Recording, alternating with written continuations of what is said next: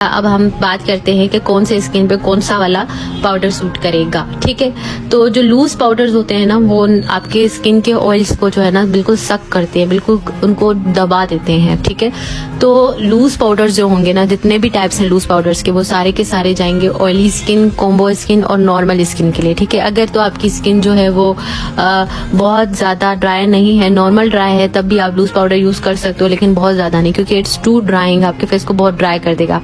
बात सिर्फ ये होती है कि आप कितनी क्वांटिटी यूज कर रहे हो किसी चीज की। अगर आप बहुत ज्यादा ओवर लगा दोगे तो वो चीज आपके लिए अच्छी नहीं रहेगी।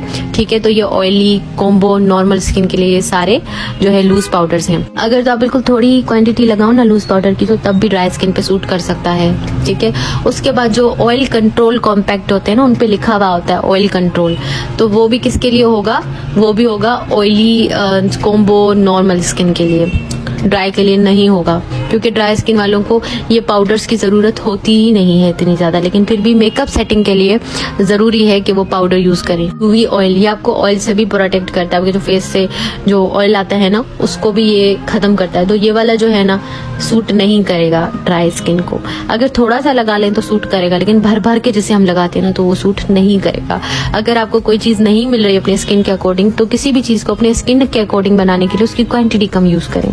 हम क्या करते हैं, बहुत ज्यादा लगा देते हैं, तो फिर वो चीज जो है ना हमें बहुत ही अजीब सी लगती है। तो जिनमें ऑयल कंट्रोल लिखा हुआ हो तो वो ड्राई स्किन के लिए नहीं होते। ठीक है, उसके बाद जो है कॉम्पैक्ट पाउडर्स, जो नॉर्मल कॉम्पैक्ट पाउडर्स आते हैं, जिन पे ना ऑयल फ्री लिखा होता है ना कुछ लिखा होता है, वो ड्राई स्किन वाले भी यूज कर सकते हैं। अब मैंने जैसे मेबेलिन का आपको एक मिसाल दे दिया, ये मेबेलिन का जो फेस पाउडर था, कॉम्पैक्ट पाउडर, प्रेस्ड पाउडर भी कहते हैं इसको, तो ये जो है वो ड्राई स्किन वाले यूज कर सकते हैं, क्योंकि इसका टेक्सचर जो था वो क्रीमी था। अगर किसी कॉम्पैक्ट पाउडर का टेक्सचर क्रीमी है तो वो ड्राई स्किन वाले यूज कर सकते हैं। ठीक है, बहुत ही इजीली। आपको पता है जो पाउडर्स होते हैं, इनका बहुत बड़ा रोल होता है आपके मेकअप में।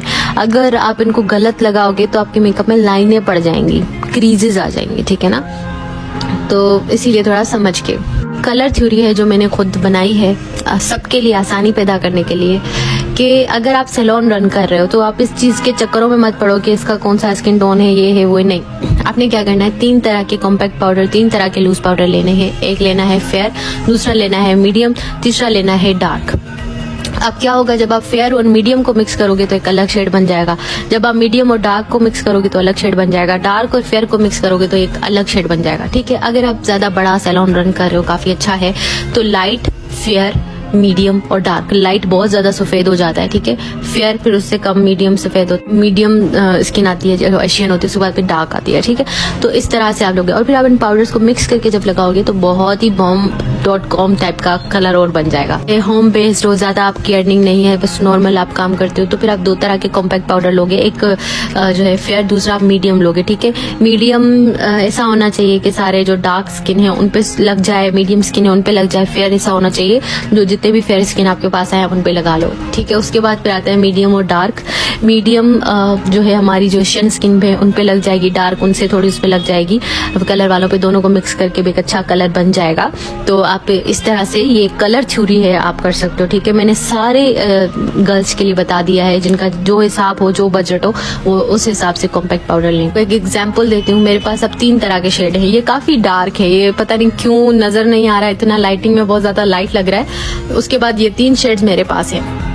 ठीक है, अब ये जो 3 शेड्स है ना, किसी भी स्किन टोन पे लग सकते हैं। ये जो बीच में है ना, ये क्रिस्टाइन का, ये चोको ब्राउन करके नाम है, ये ब्राउनिश टाइप का है। ठीक है, इसको मैं मिक्स करके दूसरे कॉम्पैक्ट पाउडर में लगाती हूँ ना, तो बहुत ही न्यूट्रल सा, नेचुरल सा शेड बन जाता है। ठीक है ना, तो इस तरह से आपने लेना है, एक डार्क लेना है, एक फेयर लेना है और एक मीडियम लेना है, ताकि आपके पास जितनी भी स्किन टाइप्स आए, जितनी भी स्किन टोन्स आए, आप सबको टैकल कर लो।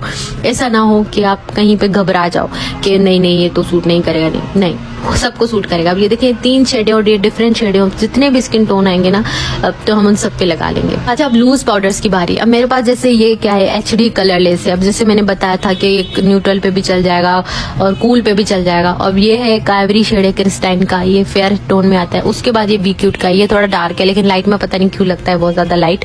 ठीक है, तो ये जो है ना, तीनों शेड्स ऐसे हैं जो मैंने सारी स्किन पे यूज कर सकती हूँ। मीडियम आएगा उस पर भी यूज कर लूंगी, डार्क आएगा उस पर भी यूज कर लूंगी, फेयर आएगा उस पर भी यूज कर लूंगी। तो आपने इस तरह से 3 शेड्स लेने हैं, किसी भी एक ब्रांड के आप ले लें, क्रैलोन के ले लें, आप क्रिस्टाइन के ले लें, बी क्यूट के ले लें, ग्लैमगर्ल के ले लें, शेफर के ले लें, जिसके लिए जिसका आपका बजट जितना है। अगर आप बहुत अच्छा लेना चाहते हो तो क्रैलोन के ले लो, बहुत अच्छे जो होते हैं वो क्रैलोन के होते हैं। मीडियम, फेयर एंड डार्क ले लें। बेस में भी इसी तरह से कहती हूँ आपके पास 3 शेड होने चाहिए ताकि आप सारी स्किन पे लगा